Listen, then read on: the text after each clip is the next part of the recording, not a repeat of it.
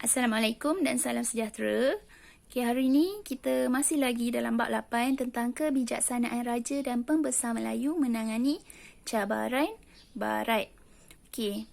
Minggu lepas kita dah belajar macam mana British mara ke negeri-negeri Melayu Utara, Perlis, iaitu Perlis, Kedah, Kelantan dan juga Terengganu.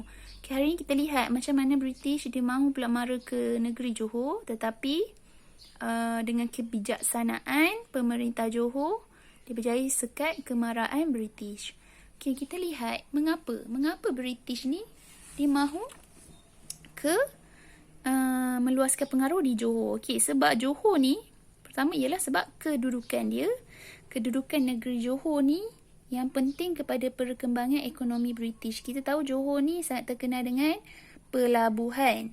Jadi kalau British kuasai Johor, dia dapat kuasai perdagangan di Johor. Okey, tetapi kat Johor kita ada pemerintah dia iaitu Temenggung Daing Ibrahim. Okey, ni dia. Temenggung Daing Ibrahim. Dia ni lah yang disedar, dipeka terhadap rancangan British untuk kuasai Johor dan juga perairan Selat Melaka. Dan dia juga berusaha untuk membina jati diri sebagai pemerintah berdaulat. Terdapat beberapa langkah yang beliau telah buat untuk sekat kemarahan British. Cikgu telah bina satu kata kunci mewakili 5 isi, iaitu Iskandar Puteri selamat modernkan hutan Kang Chu. Maksud dekat situ, Iskandar Puteri mewakili mengasaskan bandar Iskandar Puteri, selamat untuk menjamin keselamatan perairan, moden untuk memodernkan pentadbiran negeri, hutan untuk eksploitasi hasil hutan, dan yang kelima memperkenalkan sistem Kang Chu.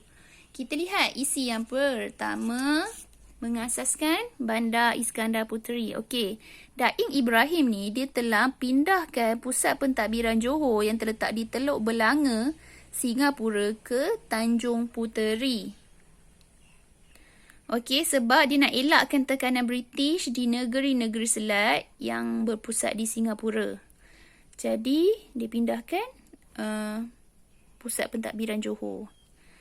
Okey, kemudian dia telah isytiharkan Tanjung Puteri sebagai ibu negeri Johor dan dinamakan sebagai Bandar Iskandar Puteri yang kini dikenali sebagai Johor Baharu.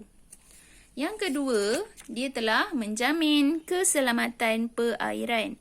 Okey, dia Temenggung Daing Ibrahim ni dia telah menjaga perairan di kawasan Johor dan Singapura supaya kawasan ini selamat untuk menjalankan aktiviti perdagangan. Kita tahu kan, melalui aktiviti perdagangan, ekonomi pun semakin meningkat dan berkembang.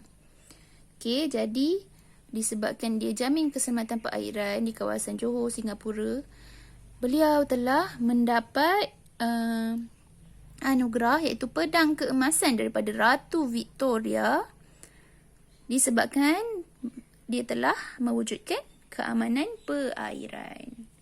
Yang seterusnya, yang ketiga, dia turut memodernkan pentadbiran negeri. Okey, beliau telah mempelopori birokrasi moden iaitu cara pemerintah yang sangat-sangat dikuasai oleh pegawai kerajaan. Dan dia juga telah kukuhkan sistem tradisional dengan unsur baru daripada barat. Maksudnya dia modernkanlah pentadbiran dekat Johor tu. Misalnya diwujudkan pendidikan moden.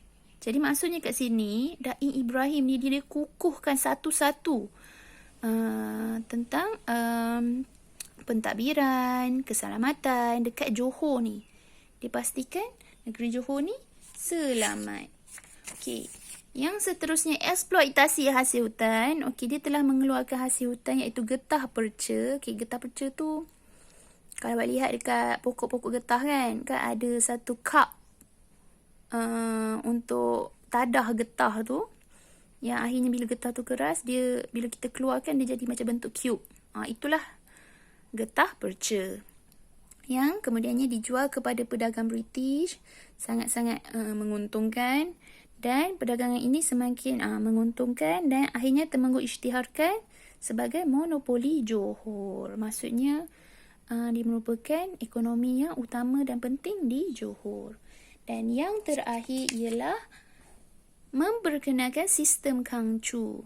Okay, jadi Dai Ibrahim ni dia telah galakkan kemasukan orang Cina untuk usahakan tanaman gambir dan juga ladi hitam. Dan pada 1860-an, Johor menjadi pengeluar gambir dan ladi hitam yang terkemuka di alam Melayu. Jadi dekat sini kita dapat lihat Dai Ibrahim ni dia nak sekat kemerahan British dengan menguatkan politik, ekonomi dan juga sosial negeri Johor. Dan antara usaha lain yang telah dilakukan ialah dia turut memperkenalkan beberapa pendekatan seperti melantik Kang Chu iaitu ketua pertempatan di lembah sungai, memberikan surat sungai iaitu surat kuasa dan surat kebenaran untuk menetap dan mengusahakan pertanian di lembah-lembah sungai di Johor. Malah mewujudkan Kangkar iaitu pentempatan orang Cina yang dibina berhampiran dengan muara sungai. Itulah dia kebijaksanaan pemerintah Johor menyekat kemarahan British.